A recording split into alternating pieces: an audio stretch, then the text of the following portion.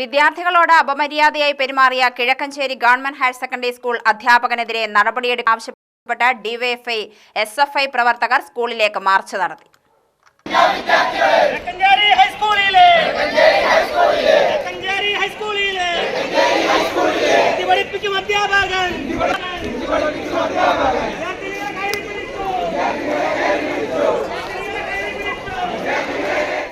March സ്കൂളിന് മുന്നിൽ police തടഞ്ഞു. തുടർന്ന് നടന്ന പ്രതിഷേധം ഡിവൈഎഫ്ഐ വടക്കഞ്ചേരി ബ്ലോക്ക് സെക്രട്ടറി കെ ശ്രീജിത്ത് ഉദ്ഘാടനം ചെയ്തു.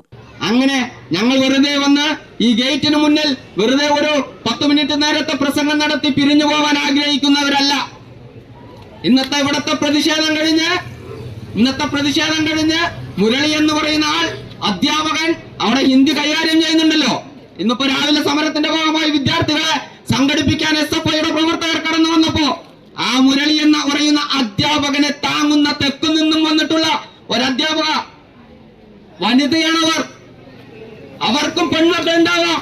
ആ പെൺമക്കൾക്കും ഈ ഒരു സാഹചര്യം ഉണ്ടായിട്ടുണ്ടെങ്കിൽ പ്രതികരിക്കുന്ന വിദ്യാർത്ഥികളെ ക്ലാസ്സിലേക്ക് തിരിച്ചു കൊണ്ടുവന്ന് ഇവിടത്തെ അധ്യാപകൻ പീഡിപ്പിച്ചാലും വേണ്ടില്ല, ഇവിടത്തെ അധ്യാപകൻ എന്ത് തോന്നിയവാസം കാണിച്ചാലും വേണ്ടില്ല, നിങ്ങളൊന്നും ഒരു വാക്ക് കൊണ്ടുപോലും റോട്ടിലിറങ്ങി പ്രതികരിക്കരുതെന്ന് പറയുന്ന ഒരു അധ്യാപക കൂടി ഇന്ന് ഇവിടെ ജന്മമെടുത്തിട്ടുണ്ട്.